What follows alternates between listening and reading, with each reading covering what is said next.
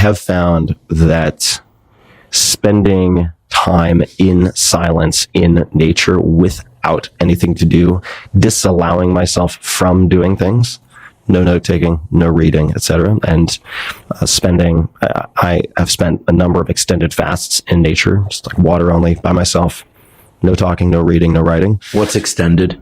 7 days, generally. Wow. So you're camping in nature with just water. Yep, that's it, by myself. And there are risks associated with that, right? You got to be careful, not stupid about it. But that does a lot for me with some persistent benefits.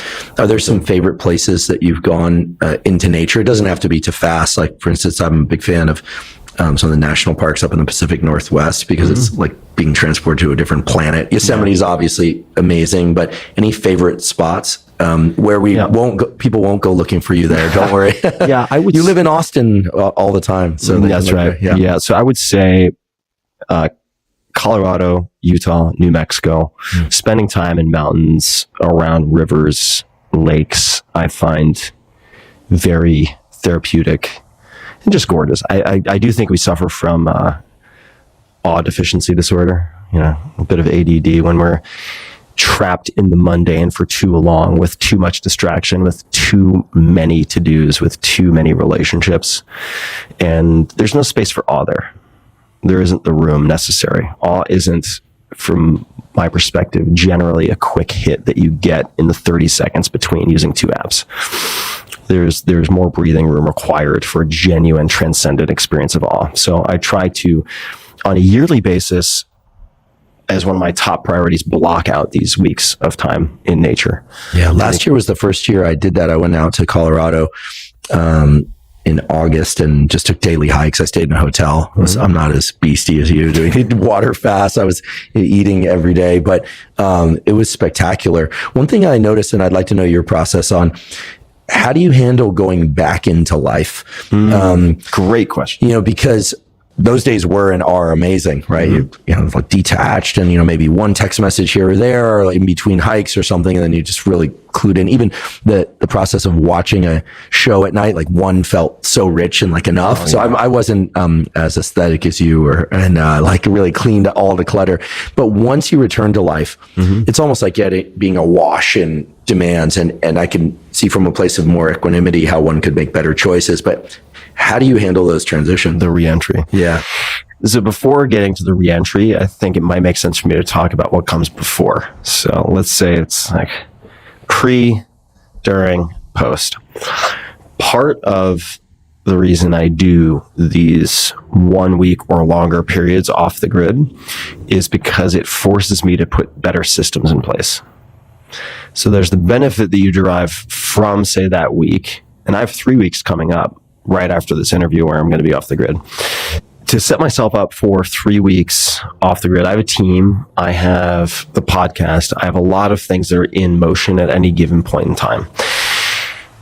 If you disappear for, say, a 2 to 4 week period, generally you cannot let the whole house catch on fire, then come back and put it out effectively, which means you need to put some policies and rules and so on in place in advance.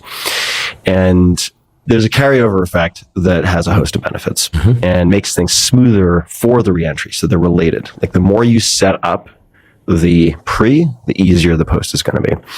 And then you have this beautiful, expansive experience in nature, whatever it might be, whether you're making it a sufferfest like I do or at a hotel at night. Either way, these things can work. And nature in and of itself is super helpful. I do think that a lot of the time we like to imagine, because we're driven, smart, accomplished people, that our problems are very complex. And at the end of the day, it's like, you just need some time in nature and a cold shower and some fucking macadamia nuts and you'll be fine. You don't need to solve like all the existential dilemmas of humankind actually, or fancy pharmaceuticals. So you have this experience over this week.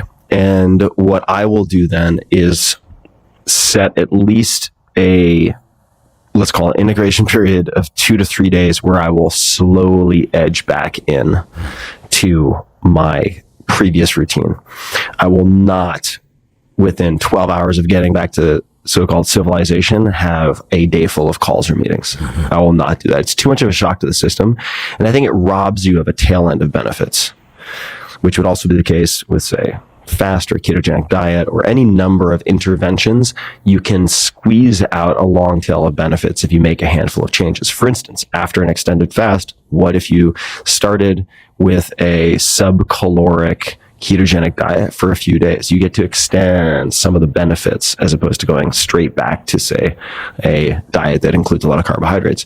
Similarly, when you create more of a vacuum, more space for awe, insight, reflection, recovery, I think you're doing yourself a disservice if you jump from park into sixth gear. And so I plan for that. And it's a function of scheduling. I also have a predictable weekly schedule. So I tend to schedule podcast recordings on Mondays and Fridays. In preparation for an extended trip, I will batch a lot of similar activities that we have, say, a bunch of episodes in the bank that are pre-scheduled. Everything is figured out in advance. And over time, the more you take these breaks, the better your systems become and the more liberated you are from the day-to-day, which means when you get back, you also don't need to rush as much into hyperactivity. And if you do, you know that that is more from a compulsivity than from a necessity. While you're on these nature retreats, are you writing on a daily basis? Or are you just thinking and allowing thoughts to enter and leave your system? Depends on the retreat.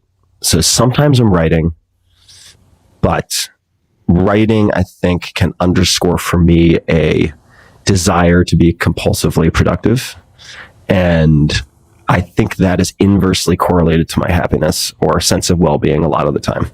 So there are many areas in my life now. So if you were to ask me, like, what has changed significantly since the time that you wrote The 4-Hour Body, I would say that rather than looking for areas to optimize, I am looking where I can very deliberately de-optimize certain areas to increase sense of well-being. Where can I de-optimize? Where can I stop measuring? Where can I stop reading books? Which areas can I ignore completely? What types of information can I just excise from my life altogether for a period of time? Delete Twitter. Stop reading about books in X related to, say, AI or whatever it might be. Like, where can I de-optimize selectively to sort of optimize the whole? Does that make sense? Makes good sense, yeah. And before we started recording, I gave you a book, which is a short collection of poetry by Halaliza Ghaffori, which is called Gold. It's a collection of Rumi poetry. Reading poetry is an activity almost by definition, which is the antithesis of optimization. So I've tried to also integrate more of those activities into my life. And this relates to your question because there are times when I will just force myself to sit on my goddamn hands and not write, not read. Just do the thing that is so uncomfortable sometimes, which is just sitting there with yourself. It can be incredibly uncomfortable, and in part because of the fear that it could become comfortable. Yeah. Right? Especially for proactive people with a strong, well, to use Paul Conti's words, generative drive. You're gonna. That's which is a good thing. I believe it's a good thing, and it can be a good thing. It can indicate really incredible adaptations. It can also sometimes, I think, indicate maladaptations. Mm-hmm. Right. And so I think it's helpful to take a break from that generative drive, or at least just put it in park position to see if that generative drive is perhaps indicative of you leaning towards something in a healthy, proactive way versus running from something in a long-term destructive way. Yeah. Well, and I think Paul would say that part of the generative drive process is peace. Not as necessarily even as a still state, but as a, being able to experience peace even in the transitions. And there's a lot more to say about that. And he would say it far better than I ever would. So I'll leave it at that. And for people who have the option, getting in nature, it doesn't have to be all day, every day on a water fast. I just take certain things to an extreme because that's who I am. But sorry, when you say water fast, that means fasting with water. Right. It just Fasting, but yes, drinking water. it just means you're allowed to have water and nothing else. For a long time, I thought it meant that you're not drinking water. Oh yeah, no, don't do that. Some people do that, right? They do these crazy food water fasts as a way. I think they believe it clears senescent cells or something, but probably clears a lot more than just senescent cells. Yeah, there might be something to it. I mean, look, there are people who recycle by drinking their own urine. Not my jam, but I would say it's like 3 hours without shelter, 3 days without water, 3 weeks without food. General rule of thumb. So be careful with dehydration. You can go a long time without food. If you have, I don't care how ripped you are, you got 8% body fat, man, you got plenty of time. You can go a couple weeks. No problem. Yeah, you got calories stocked 9,000 away. calories per pound stored body fat. You got plenty. Don't worry.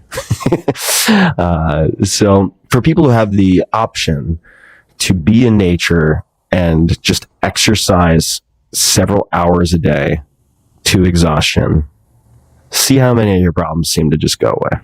Just try that.